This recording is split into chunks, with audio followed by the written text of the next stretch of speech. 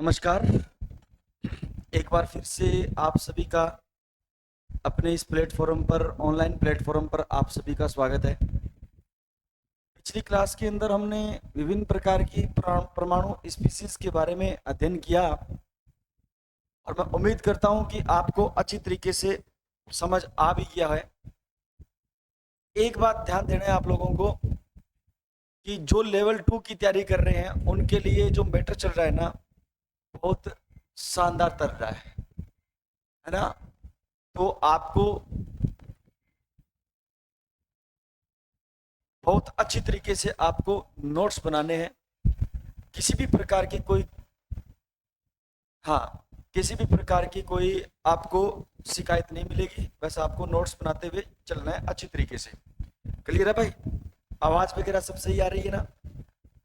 अब हम परमाणु संरचना के बारे में बात कर रहे हैं और परमाणु संरचना के अंदर हम पढ़ेंगे परमाणु के विभिन्न प्रतिरूप। परमाणु के विभिन्न प्रतिरूप, प्रतिरूप मतलब मॉडल्स पढ़ेंगे। सबसे पहला मॉडल हम पढ़ने वाले हैं थॉमसन का परमाणु मॉडल। कौन सा मॉडल पढ़ने वाले हैं? थॉमसन का परमाणु मॉडल। तो आप हेडिंग डालोगे थॉमसन का थॉमसन का परमाणु प्रतिरूप या परमाणु मॉडल। थॉमसन का परमाणु मॉडल ये पढ़ेंगे। थॉमसन का परमाणु मॉडल। क्लियर है? थॉमसन का जो परमाणु मॉडल है ना, ये सन 1898 ईस्वी के अंदर प्रस्तुत किया गया था। कब प्रस्तुत किया गया था? 1898 के अंदर ये प्रस्तुत किया गया था। क्लियर है? सन 1898 ईस्वी के अंदर ये प्रस्तुत किया गया था और ये थॉमसन के द्वारा दिया गया था। ओके, सन 1898 ईस्वी में। हाँ, अब एक एक बातें आपको ध्यान से सुननी है। हर एक बात को कॉपी में नोट डाउन करना है। हर एक बात को आपको कथन मान के चलना है अच्छी तरीके से, क्योंकि कथन और कारण के प्रश्न गलत नहीं होने चाहिए। माध्यमिक राजस्थान शिक्षा बोर्ड या फिर मैं कहूँ अधीनस्थ जो बोर्ड है ना, अपनी जो अधीनस्थ बोर्ड है, ये अधीनस्थ बोर्ड जो भी पेपर लेती है उसके अंदर ये कथन कारण और गलत सही मिलान करने वाले प्रश्न आजकल बहुत ज्यादा ट्रेंड में चल रहे हैं। तो कथन कारण के प्रश्न आपको बहुत अच्छी तरीके से याद रखने हैं। चलो, थॉमसन ये कहता है कि परमाणु जो है वो एक प्रकार का धनावेशित गोला है। परमाणु क्या है? परमाणु एक प्रकार का धनावेशित गोला है। कैसे? ध्यान दो। मान लीजिए ये एक परमाणु है, गोला बोला है तो सीधी सी बात है परमाणु गोलाकार है। परमाणु कैसा है? परमाणु गोलाकार है। ठीक है, ये परमाणु कैसा है? परमाणु गोलाकार है, धनावेशित गोला है। और ऋणावेशित जो कण होते हैं वो ऋणावेशित कण इसके बीच बीच में पाए जाते हैं। और जो संपूर्ण इसका जो धनावेश होता है वो इसके संपूर्ण भाग के अंदर फैला हुआ रहता है। कैसे? ऐसे। कैसे? तो ऐसे। मान लीजिए हमसे ये कहा गया है कि इसके अंदर जो इसका द्रव्यमान है ना, वो इस प्रकार से इसके अंदर पूरे गोले के अंदर जो है इसका द्रव्यमान इस प्रकार से फैला रहता है। ये इसका क्या है? पूरा जो लाल भाग है, ये पूरा जो लाल भाग है ये इसका क्या है? द्रव्यमान तथा इसका क्या है? धनावेश है। ये जो लाल भाग है, ये लाल भाग इसका क्या है? द्रव्यमान और इसका क्या है? धनावेश है। ठीक है, ओके। तो मैं ये लिख देता हूं, लाल भाग तो क्या है? धनावेश। और ये धनावेश जो है, ये जो धनावेश है वो याद रखना है, इस लाल भाग को प्रदर्शित करता है। इस लाल भाग के बीच बीच में कुछ छोटे ऋणावेशित कण पाए जाते हैं, बीच बीच में पाए जाते हैं। तो ये हमने लिखा ऋणावेशित कण, नेगेटिव चार्ज। ये नेगेटिव चार्ज है। ठीक है ना? कौन से चार्ज है ये? नेगेटिव चार्ज है, बीच बीच में पाए जाते हैं। किस प्रकार? जिस प्रकार तरबूज के लाल भाग के अंदर बीच बीच में क्या पाए जाते हैं? बीज पाए जाते हैं। बीज जो दसे होते हैं, वो दसे हुए जो बीज हैं उनको हमने क्या माना? इलेक्ट्रॉन माना। क्या माना? इलेक्ट्रॉन माना। तो थॉमसन का परमाणु मॉडल हमें यह कहता है कि सबसे पहली बात तो आपको याद रखनी है कि परमाणु है क्या। थॉमसन कहता है परमाणु एक प्रकार का धनावेशित गोला है। परमाणु एक प्रकार का क्या है? धनावेशित गोला है। और ऋणावेशित कण इसके बीच बीच में पाए जाते हैं, रेगुलर नहीं होते हैं, बीच बीच में पाए जाते हैं। क्लियर है बात? ओके। परमाणु का कुल धनावेश जो होता है, ये जो कुल धनावेश होता है, जो लाल भाग होता है, ये ऋणावेश के क्या होता है? बराबर होता है। इसलिए परमाणु विद्युत रूप से क्या होता है? परमाणु मेरे भाई विद्युत रूप से क्या होता है? विद्युत रूप से क्या होता है? उदासीन होता है। परमाणु विद्युत रूप से क्या होता है? उदासीन होता है। समझ गया है? क्यों समझे ये बात? ये विद्युत रूप से उदासीन क्यों होता है? तो आप कहोगे जितना ही धनावेश होता है वो बराबर होता है किसके? ऋणावेश के। किसके बराबर होता है? ऋणावेश के बराबर होता है। यही कारण है कि जो परमाणु होता है वो विद्युत रूप से क्या होता है? उदासीन होता है। ठीक है ना? क्या होता है ये? विद्युत रूप से क्या होता है? उदासीन होता है। और आपको याद रखना है कि जो ये थॉमसन का परमाणु मॉडल था ना, इसको अलग अलग नाम दिया गया। इसे अपन तरबूज मॉडल के नाम से जानते हैं। इसे अपन याद रखना है प्लम पुडिंग मॉडल के नाम से जानते हैं। किस मॉडल के नाम से जानते हैं? प्लम पुडिंग मॉडल के नाम से अपन जानते हैं। प्लम पुडिंग मॉडल के नाम से अपन इसे जानते। तो थॉमसन के परमाणु मॉडल को तरबूज मॉडल के नाम से भी कहते हैं, इसे अपन प्लम पुडिंग के नाम से भी जानते हैं। और इसका संपूर्ण धनावेश इसके संपूर्ण भाग के अंदर फैला हुआ होता है। याद रखना इस संपूर्ण धनावेश के बीच बीच में याद रखना कौन से कण पाए जाते हैं? ऋणावेशित कण पाए जाते हैं। धनावेशित और ऋणावेशित कण दोनों संख्या में बराबर होते हैं, इसलिए परमाणु विद्युत रूप से क्या होता है? उदासीन होता है। परमाणु विद्युत रूप से क्या होता है? उदासीन होता है। तो सबसे पहले परमाणु को उदासीन बताने वाला जो वैज्ञानिक है वो वैज्ञानिक कौन है? आप कहोगे थॉमसन है। कौन है? थॉमसन है। क्लियर है बात है? समझ गए? चलो अब इसके कुछ अपन डेटा लिख रहे हैं, इसके कुछ कथन लिख रहे हैं, वो कथन आपको याद होने चाहिए। सबसे पहला कथन, थॉमसन का परमाणु मॉडल हमें ये कहता है कि परमाणु थॉमसन का परमाणु मॉडल हमें ये कहता है कि परमाणु एक धनावेशित गोला है। परमाणु एक धनावेशित गोला है। परमाणु एक धनावेशित गोला है। पहली बात क्लियर है बात? धनावेशित गोला है। इसका संपूर्ण धनावेश इसका या आप ये कह सकते हो धनावेश इसके संपूर्ण भाग के अंदर फैला होता है। ऐसे लिख सकते हैं अपन, इसका धनावेश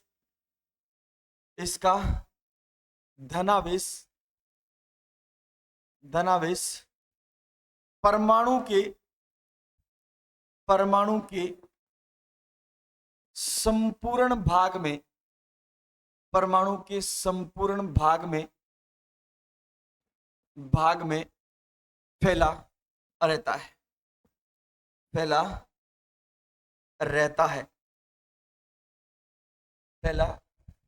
इसका धनावेश परमाणु के संपूर्ण भाग में फैला रहता है। फिर याद रखना ऋणावेशित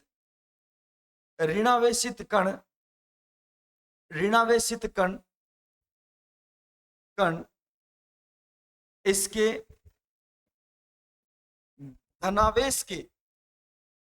इसके धनावेशित भाग के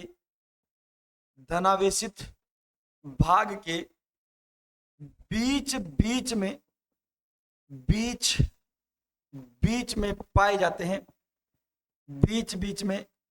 पाए जाते हैं।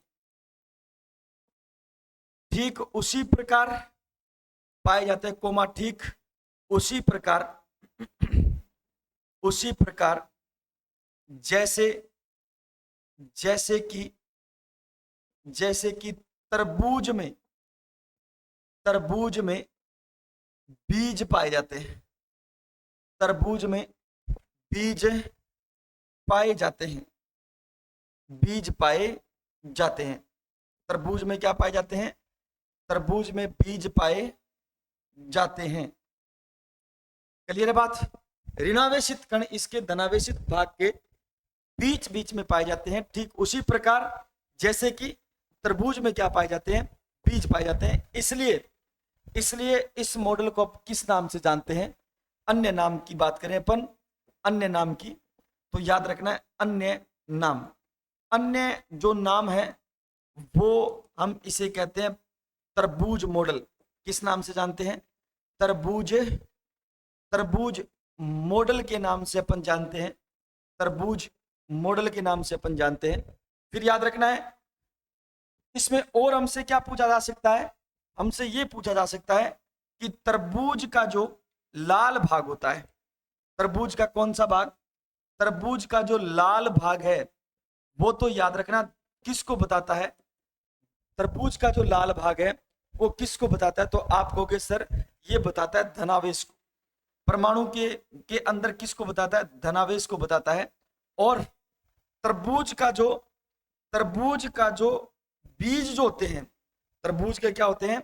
इस तरबूज के जो बीज होते हैं, ये बीज याद रखना किसको बताते हैं? इलेक्ट्रॉन को बताते हैं। किसको बताते हैं? इलेक्ट्रॉन को बताते हैं। क्लियर है बात? ओके। अन्य नाम के अंदर हम इसे और किस नाम से जान सकते हैं? हम इसे याद रखना है अन्य नाम के अंदर याद रखना इसे प्लम पुडिंग के नाम से जानते हैं।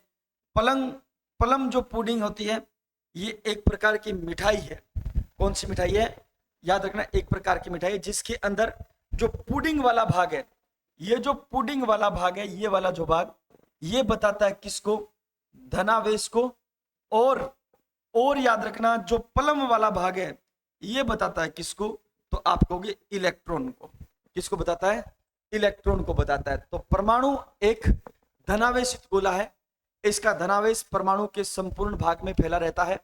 ऋणावेशित कण इसके धनावेशित भाग के बीच बीच में पाए जाते हैं, ठीक उसी प्रकार पाए जाते हैं जैसे तरबूज में बीज पाए जाते हैं, इसलिए इसे तरबूज मॉडल के नाम से जानते हैं, प्लम पुडिंग नाम के से भी जानते हैं। आप इस मॉडल की कल्पना लड्डू से कर सकते हो। शादी के अंदर जो लड्डू बनाए जाते हैं, लड्डू का जो पीला भाग होता है वो धनावेशित भाग होता है, और जो रंग बिरंगे बूंदिए होते हैं याद रखना उनको अपन इलेक्ट्रॉन मान सकते हैं। क्या मान सकते हैं? इलेक्ट्रॉन मान सकते हैं। ठीक है। अब ये जो परमाणु मॉडल है वो हमें ये कहता है कि परमाणु के अंदर, किसके अंदर भाई? ये हमें ये कहता है कि परमाणु में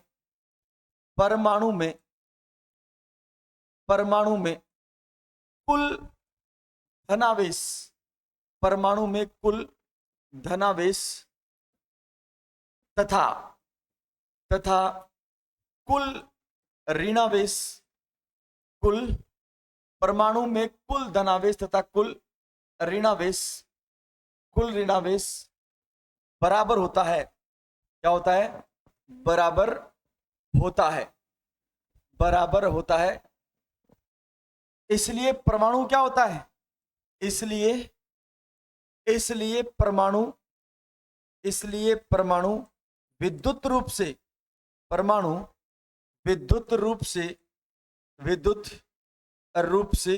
उदासीन होता है। परमाणु विद्युत रूप से क्या होता है भाई? परमाणु विद्युत रूप से उदासीन होता है। परमाणु विद्युत रूप से उदासीन होता है। क्लियर है? परमाणु में कुल धनावेश जो होता है वो ऋणावेश के क्या होता है? बराबर होता है, और ऋणावेश के बराबर होता है, इसलिए परमाणु क्या होता है अभी? विद्युत रूप से क्या होता है? उदासीन होता है। परमाणु विद्युत रूप से क्या होता है? उदासीन होता है। तो थॉमसन का परमाणु मॉडल हमें 3-4 बातें बताता है। पहली बात, धनावेशित गोला है, इसका संपूर्ण धनावेश इसके बीच में फैला होता है, इसके संपूर्ण बीच वाले भाग के अंदर फैला होता है। बीच के अंदर याद रखना है ऋणावेशित भाग पाया जाता है। ठीक उसी प्रकार जिस प्रकार तरबूज के अंदर बीज पाए जाते हैं, तरबूज मॉडल कहते हैं, प्लम पुडिंग मॉडल कहते हैं। पुडिंग याद रखना है, तरबूज का आपका इसका परमाणु का धनावेशित भाग, और पुडिंग प्लम जो होता है वो इलेक्ट्रॉन को बताता है, तरबूज का लाल भाग जो होता है खाने वाला भाग वो धनावेश है, और बीज जो होते हैं वो इलेक्ट्रॉन को प्रदर्शित करते हैं। क्लियर है? उसके बाद आपको याद रखना है जितना धनावेश होता है परमाणु के अंदर उतना ही ऋणावेश होता है, इसलिए परमाणु विद्युत रूप से क्या होता है? उदासीन होता है।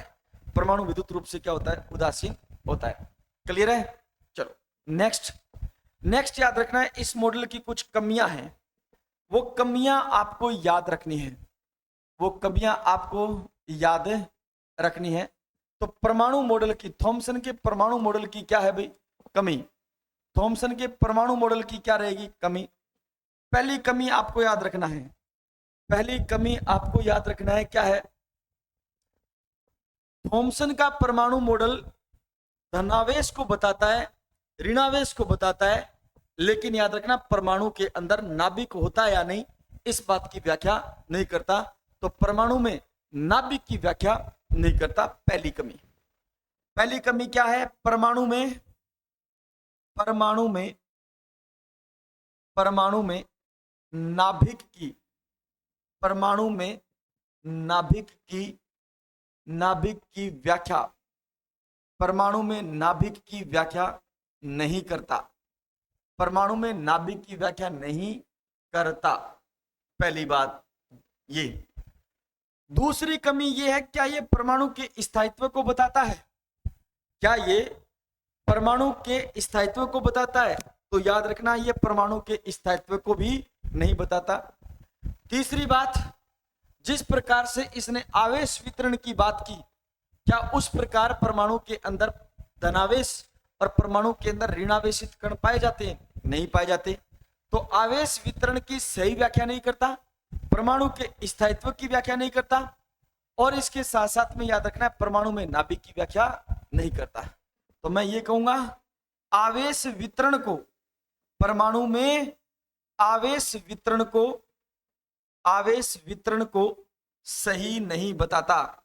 आवेश वितरण को, परमाणु में आवेश वितरण को सही नहीं बताता, आवेश वितरण को सही नहीं बताता। एक तो ये बात आपको याद रखनी है। तीसरी बात आपको ये याद रखनी है कि परमाणु के स्थायित्व की व्याख्या, परमाणु के स्थायित्व की व्याख्या नहीं करता, परमाणु के स्थायित्व की व्याख्या नहीं करता, स्थायित्व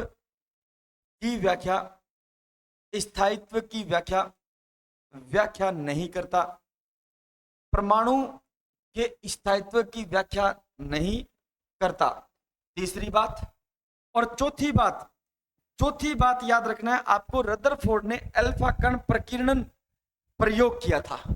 अल्फा कण प्रकीर्णन प्रयोग से याद रखना है परमाणु के अंदर नाभिक की खोज हुई थी। तो आप ये कह सकते हो या तो नाभिक की व्याख्या नहीं करता, या फिर याद रखना है अल्फा कण प्रकीर्णन प्रयोग की ये क्या नहीं करता?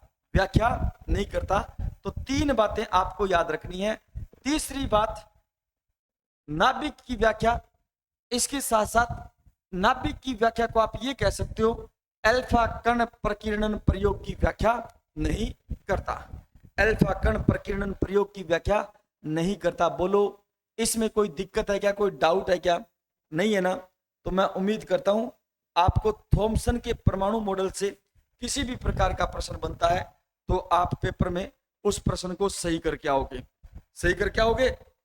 ठीक है, बिल्कुल। चलो नेक्स्ट चलते हैं। नेक्स्ट अपन बहुत अच्छा कॉन्सेप्ट, बहुत अच्छा एक परमाणु मॉडल पढ़ रहे हैं जिसका नाम है रदरफोर्ड का परमाणु मॉडल। जिसका क्या नाम है मेरे भाई? रदरफोर्ड का परमाणु मॉडल। रदरफोर्ड के परमाणु मॉडल की अपन जानकारी लेते हैं। तो हमारी जो हेडिंग है उस हेडिंग का नाम लिखोगे आप। हेडिंग रहेगी रदरफोर्ड का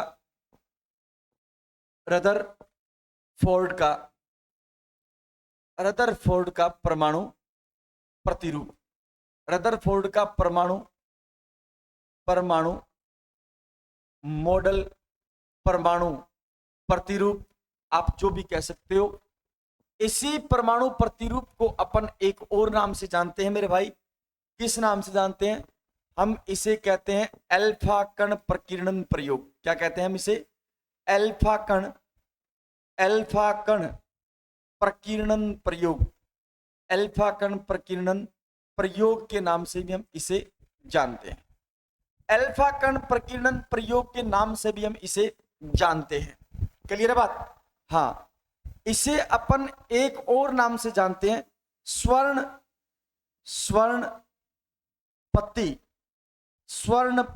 प्रयोग। स्वर्णपति प्रयोग के नाम से भी हम इसे जानते हैं।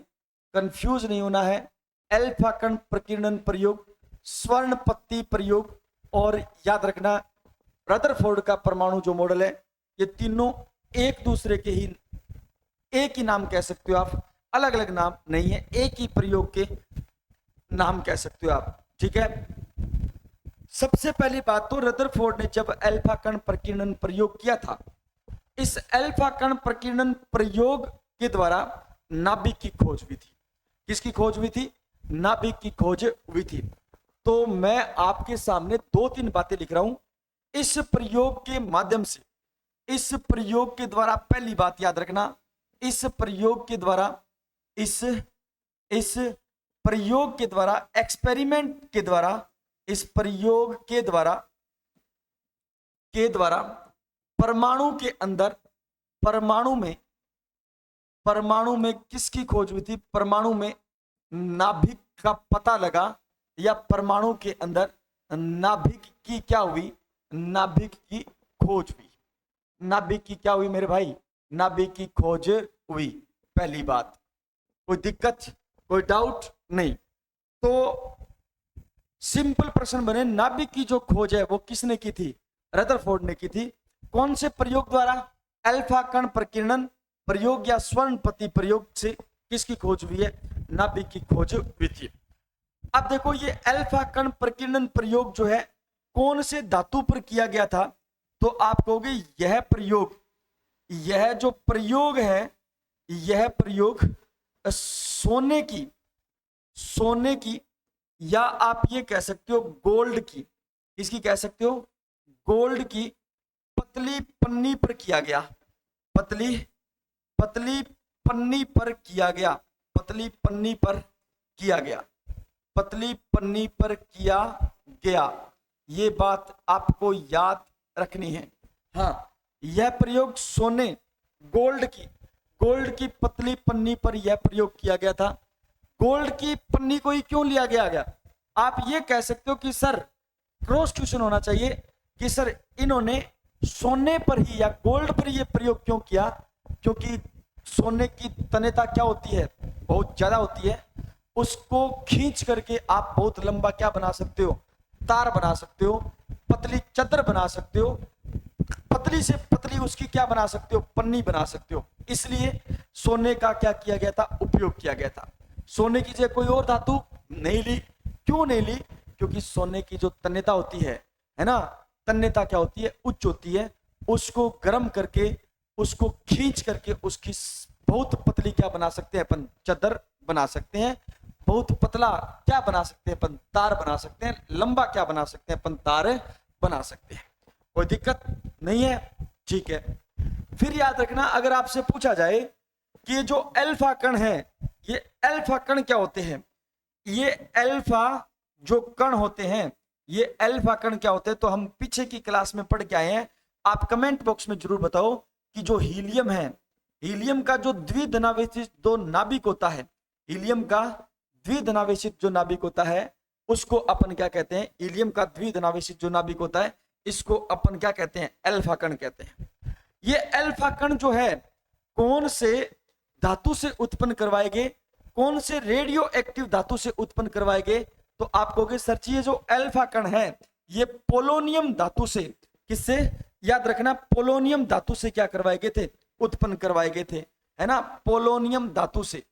पोलोनियम, ये अल्फा कण पोलोनियम धातु से क्या करवाए गए थे? उत्पन्न करवाए गए थे। पोलोनियम धातु से क्या करवाए गए थे? उत्पन्न करवाए गए थे। पोलोनियम परमाणु या पोलोनियम तत्व लिख सकते हो आप, पोलोनियम तत्व से उत्पन्न करवाए गए थे, है ना, पोलोनियम तत्व से उत्पन्न करवाए गए थे। क्लियर है बात, पीओ, ठीक है, पोलोनियम तत्व से क्या करवाए गए थे, उत्पन्न करवाए गए थे। क्लियर है, चलो, अल्फा कण प्रकीर्णन प्रयोग से परमाणु में नाभिक की खोज हुई। यह प्रयोग सोने या गोल्ड की पतली पन्नी पर किया गया। अल्फा कण क्या होते हैं, हीलियम के द्विधनावेशित नाभिक होते हैं। अल्फा कणों का स्रोत क्या था, पोलोनियम तत्व था। क्या था, पोलोनियम तत्व था। क्लियर है बात। अगर पेपर में यह पूछा जाए आपसे कि आप मुझे ये बताओ कि सर ये जो ओरम होता है सोना, इस सोने का परमाणु क्रमांक क्या होता है, गोल्ड का परमाणु क्रमांक क्या होता है, और इसका परमाणु भार क्या होता है, इसका परमाणु भार क्या होता है, तो सोना आता है आवर्त सारणी के अंदर, परमाणु जो क्रमांक होता है वो होता है इसका 79। कितना होता है बताओ, 79 इसका परमाणु क्रमांक होता है। और इसका जो परमाणु भार होता है ना वो 196.96 होता है, या 96 होता है, 196.96 होता है इसका परमाणु भार होता है। क्लियर है, ये आपको याद रखना है, इतनी बातें याद रखोगे। अब पेपर में प्रश्न आ जाता है कि रदरफोर्ड ने अपने परमाणु मॉडल के अंदर, अपने प्रयोग के अंदर अल्फा कणों का ही प्रयोग किया, अल्फा कणों के अलावा गामा किरणों का प्रयोग क्यों नहीं किया, अल्फा कण प्रयोग में लिए, इसके पीछे रीजन क्या था, इसका कारण क्या था, इसके पीछे का रीजन क्या था, इसका कारण क्या था, ये पता लगाना है। तो आप याद रखना, पेपर में प्रश्न आ जाए अल्फा कणों के गुणधर्म क्या होते हैं जिसकी वजह से अल्फा कणों को रदरफोर्ड ने अपने प्रयोग के अंदर शामिल किया। तो अल्फा जो कण है, अल्फा कणों को ही क्यों शामिल किया, अल्फा कणों को ही, अल्फा कणों को ही क्यों क्यों क्यों उपयोग में लिया गया, क्यों उपयोग में, अल्फा कणों को ही क्यों उपयोग में लिया गया, उपयोग में लिया गया, इसके पीछे का कारण क्या है, इसके पीछे का कारण क्या है। तो इसके पीछे का कारण आपको याद रखना है। क्या याद रखना है सर, पहला कारण ये था नंबर 1 कि अल्फा कण जो होते हैं ना उनका द्रव्यमान अधिक होता है। नंबर 1 आपको याद रखना है, इनका जो द्रव्यमान होता है वो उच्च द्रव्यमान, इनका उच्च द्रव्यमान होता है, द्रव्यमान अधिक होता है इनका। दूसरी बात याद रखना है, इनका वेग अधिक होता है, वेग अधिक होता है तो याद रखना इनकी जो गतिज ऊर्जा जो हो जाती है वो उच्च हो जाती है। तो आप कहोगे सर दूसरा मेन जो कारण था ना, इनका मेन कारण उच्च गतिज ऊर्जा, इनका जो मेन कारण था, इनको उपयोग लेने के लिए जो मेन कारण था वो था सर जी उच्च गतिज ऊर्जा, इनकी उच्च क्या होती है, गतिज ऊर्जा होती है। फिर याद रखना है ये प्रकीर्णन प्रदर्शित करते हैं, प्रकीर्णन आसानी से क्या करते हैं, ये प्रदर्शित करते हैं। तो याद रखना इनका प्रकीर्णन क्या होता है, प्रकीर्णन आसानी से होता है, इनका प्रकीर्णन क्या होता है, आसान होता है, इनका प्रकीर्णन क्या होता है, आसान होता है। ये 3 कुछ कारण थे। चौथा कारण इनका बनता है सर कि ये सीधी रेखा में क्या करते हैं, गमन करते हैं। एक कारण और बनता है इनका चौथा कारण कि कौन सी रेखा में गमन करते हैं, सीधी रेखा में क्या करता है, सीधी रेखा में गमन करता है, सीधी रेखा में ये अल्फा कण क्या करते हैं, गमन करते हैं।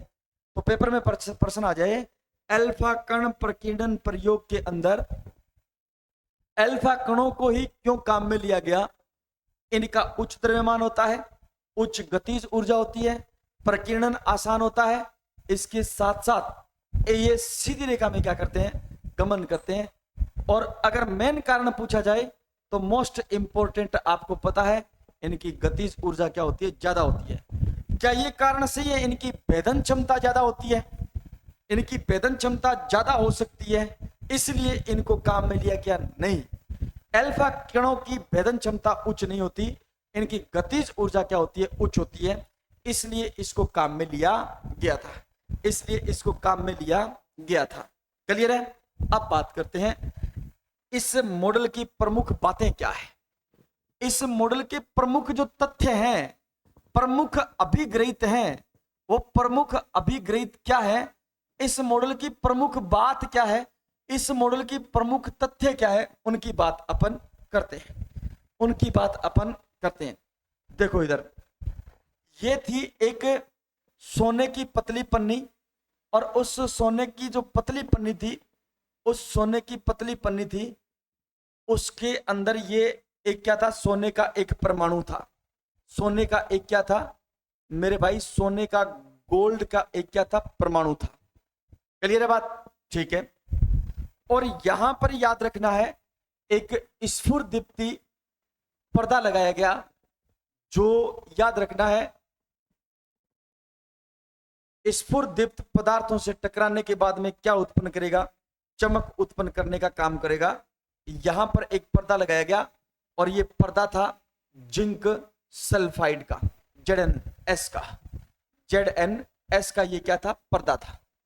जिंक सल्फाइड का क्या है ये, जिंक सल्फाइड का क्या था, ये पर्दा था, है ना। जिंक सल्फाइड का क्या था, पर्दा था।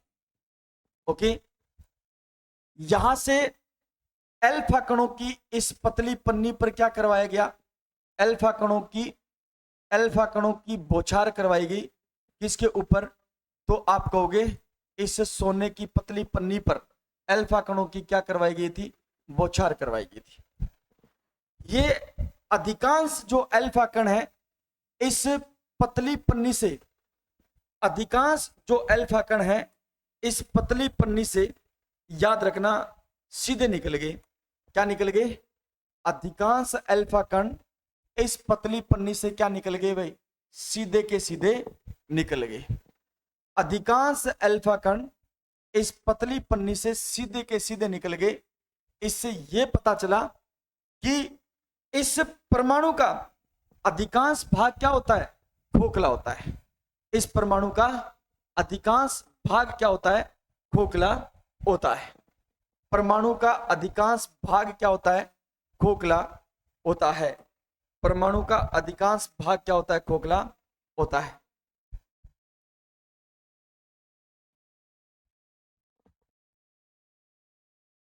परमाणु का अधिकांश भाग क्या होता है, खोखला होता है। ठीक है। कुछ कण ऐसे थे, वो अपने मूल रास्ते से क्या हो गए, अपने इस मूल रास्ते से क्या हो गए, विक्षेपित हो गए। कैसे, ऐसे अपने मूल रास्ते से क्या हो गए, विक्षेपित हो गए। इस प्रकार से अपने मूल रास्ते से क्या हो गए, विक्षेपित हो गए। और एक कण ऐसा था, 20,000 में से एक कण ऐसा था कि जो जिस रास्ते से गया था, जिस रास्ते से गया था, उसी रास्ते से क्या आ गया, वापिस आ गया। 20,000 में से एक कण ऐसा था, जिस रास्ते से गया उसी रास्ते से वापिस आ गया। इसका ये आइडिया लगा कि सर अल्फा कणों पर कौन सा चार्ज, प्लस का, तो इसके केंद्र पॉइंट पर कौन सा चार्ज हो सकता है, प्लस का। इसलिए ये प्लस चार्ज इस प्लस चार्ज से क्या हो गया, प्रतिकर्षित हो गया, और टकरा करके क्या आ गया, वापिस आ गया। जिससे ये आइडिया लगा कि सर इस परमाणु का संपूर्ण धनावेश इसके केंद्र में स्थित होता है, और इसके केंद्र को क्या नाम दिया गया सर, नाभिक नाम दिया गया। क्या नाम दिया गया, नाभिक नाम दिया गया। इस प्रकार से रदरफोर्ड ने अल्फा कण प्रकीर्णन प्रयोग से, याद रखना, नाभिक की क्या की थी, खोज की थी। नाभिक की क्या की थी, खोज की थी। चलो एक एक बातें हम लिखना शुरू करते हैं, आप साथ साथ में नोट डाउन करना, और साथ साथ में आप समझते भी जाना। क्लियर है बात? चलो लिखते हैं। प्रयोग के प्रमुख तथ्य में पहली बात आपको यह याद रखनी है कि अधिकांश अल्फा कण, अधिकांश अल्फा कण, अधिकांश अल्फा कण अधिकांश अल्फा कण सोने की पतली पन्नी से सोने की पतली पन्नी को सोने की पतली पन्नी को पार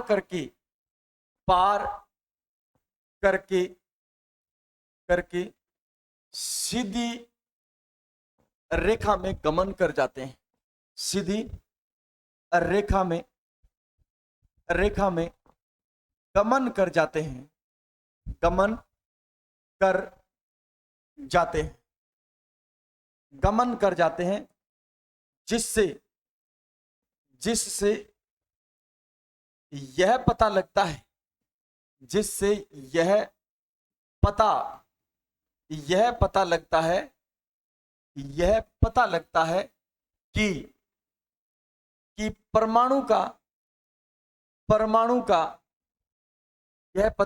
कि परमाणु का अधिकांश भाग खोखला होता है। परमाणु का अधिकांश भाग खोखला होता है। परमाणु का अधिकांश भाग खोखला होता है। पहली बात तो यह है, क्लियर बात। दूसरी बात, कुछ कण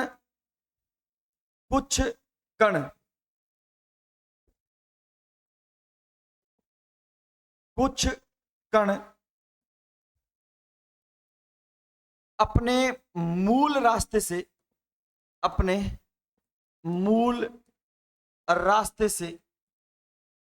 रास्ते से विक्षेपित हो जाते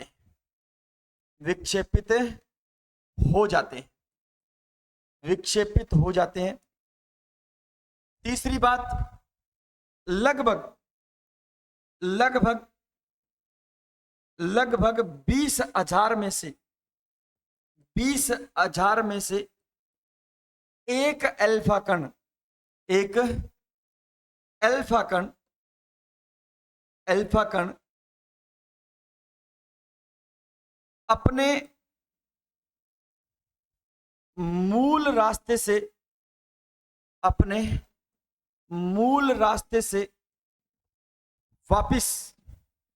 अपने मूल रास्ते से वापिस लौट आता है। मूल रास्ते से वापिस लौट आता है। मूल रास्ते से वापिस लौट आता है, जिससे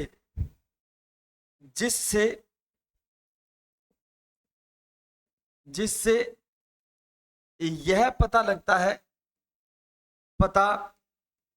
है कि परमाणु का संपूर्ण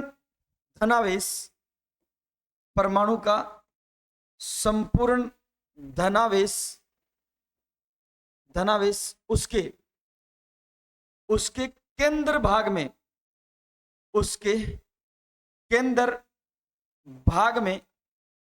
स्थित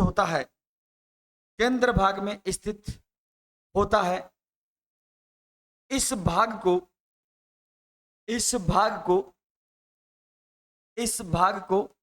नाभिक कहा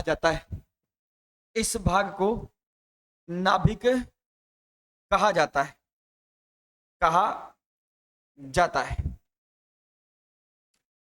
नाभिक कहा जाता है। फिर देखो आप नेक्स्ट, परमाणु का संपूर्ण द्रव्यमान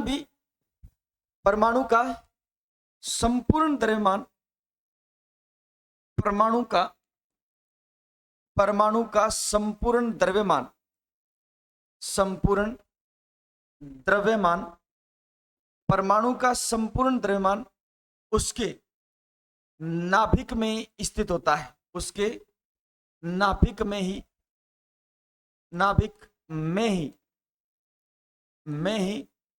स्थित होता है।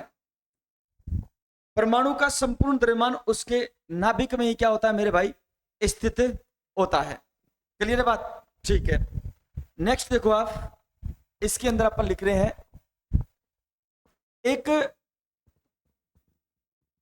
परमाणु में ऋणावेशित कण इसके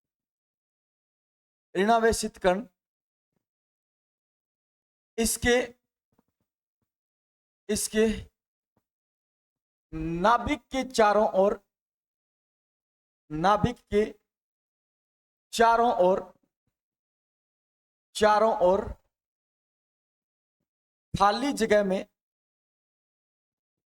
खाली जगह में एक परमाणु में ऋणावेशित कण इसके नाभिक के चारों ओर खाली जगह में चक्कर लगाते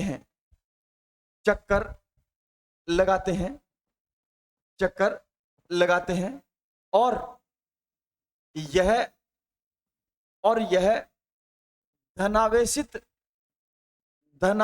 कणों की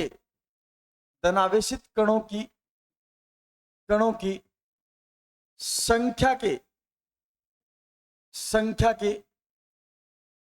बराबर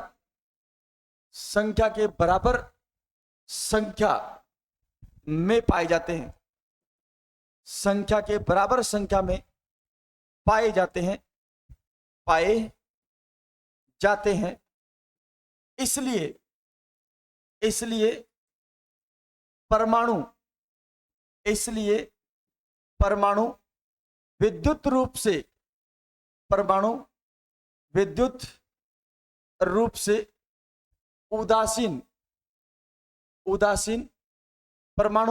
रूप से उदासीन होता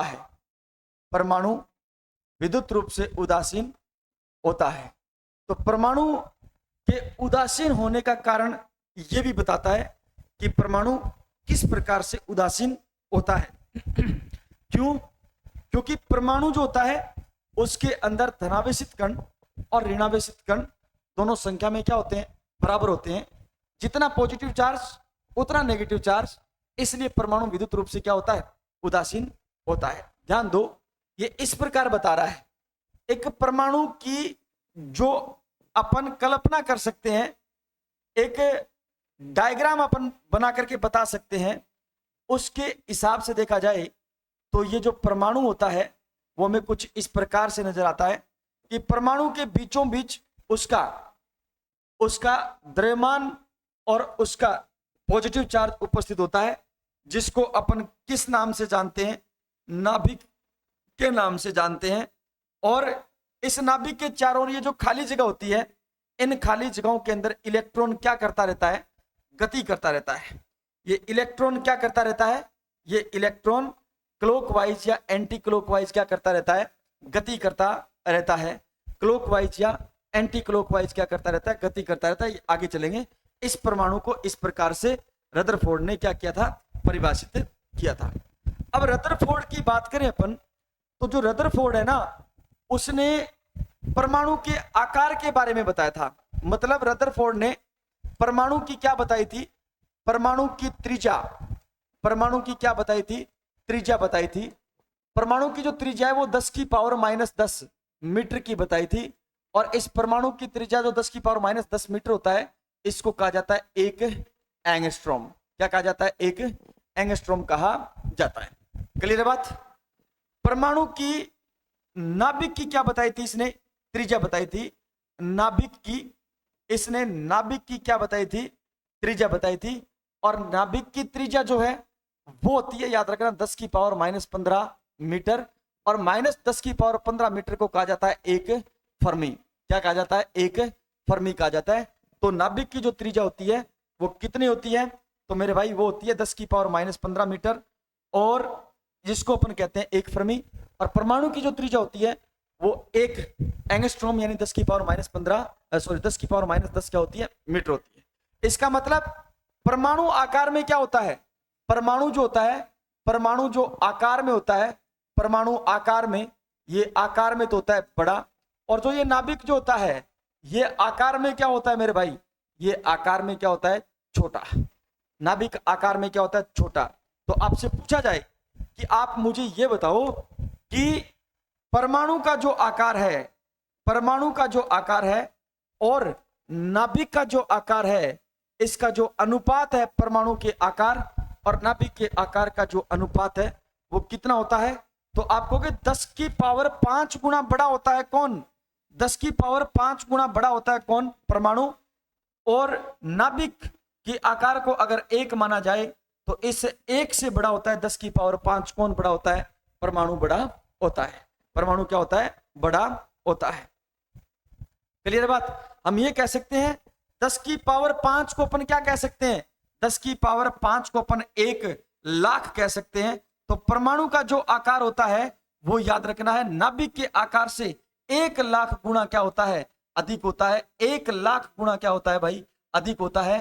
तो इसमें कभी भी आपको कंफ्यूजन नहीं होनी चाहिए, इसमें आपको कभी भी कंफ्यूजन नहीं होनी चाहिए। एक बात और, एक बार रेलवे एग्जाम में प्रश्न आ गया कि कौन से परमाणु प्रतिरूप को, कौन से परमाणु मॉडल को अपन, कौन से परमाणु मॉडल को याद रखना है, सौर मंडल से कल्पना करके पढ़ सकते हैं। तो याद रखना इस मॉडल की जो तुलना है, नोट लगा करके लिख रहा हूं मैं, नोट लगा करके, इस मॉडल की तुलना, इस मॉडल की तुलना, इस मॉडल की तुलना, इस मॉडल की तुलना याद रखना, इस मॉडल की तुलना सौर मंडल से की जा सकती है। सौर मंडल से, इस मॉडल की तुलना सौर मंडल से की जा सकती है, सौर मंडल से करते हैं, सौर मंडल से करते हैं। कैसे सर जी? तो याद रखना सभी प्रकार के जो ग्रह हैं या जो उपग्रह हैं या ग्रह जो है वो सूर्य के चारों ओर क्या लगाते हैं, चक्कर लगाते हैं। तो सूर्य को तो नाभिक मान लिया, और याद रखना जितने भी ग्रह सूर्य के चारों ओर चक्कर लगा रहे हैं उनको अपन, जितने भी उपग्रह सूर्य के चारों ओर चक्कर लगा रहे हैं, तो याद रखना पृथ्वी के चारों ओर जो उपग्रह चक्कर लगा रहे हैं वो उस सूर्य और पृथ्वी को क्या माना जा सकता है, नाभिक माना जा सकता है। क्या माना जा सकता है, नाभिक माना जा सकता है। इसलिए याद रखना इसकी तुलना अपन किससे कर सकते हैं, सौर मंडल से कर सकते हैं। किससे करते हैं अपन, सौर मंडल से करते हैं। अब अपन इस मॉडल की कुछ कमी है, उन कमी की बात करते हैं। तो जो रदरफोर्ड का परमाणु मॉडल है उसकी कमी है। कमी क्या है, उन कमियों के बारे में बात करते हैं। पहली बात याद रखना, ये परमाणु के स्थायित्व की व्याख्या नहीं करता। पहली कमी तो क्या है, परमाणु के स्थायित्व की व्याख्या नहीं करता। कैसे नहीं करता अभी बताएंगे। परमाणु के स्थायित्व की, परमाणु के स्थायित्व की व्याख्या नहीं करता। परमाणु के स्थायित्व की व्याख्या नहीं करता, पहली बात नहीं करता। पहली बात, परमाणु के स्थायित्व की व्याख्या नहीं करता, ये पहली बात। अभी बताऊंगा कैसे नहीं करता। दूसरी बात याद रखना है, ये परमाणु के अंदर रेखीय स्पेक्ट्रम की व्याख्या नहीं करता। रेखीय स्पेक्ट्रम की व्याख्या नहीं करता, ठीक है ना। तो याद रखना है परमाणु में किसकी व्याख्या नहीं करता, रेखीय स्पेक्ट्रम की व्याख्या नहीं करता। रेखीय स्पेक्ट्रम की व्याख्या नहीं करता, स्पेक्ट्रम की व्याख्या नहीं करता। ये स्पेक्ट्रम की व्याख्या नहीं करता, स्पेक्ट्रम की व्याख्या नहीं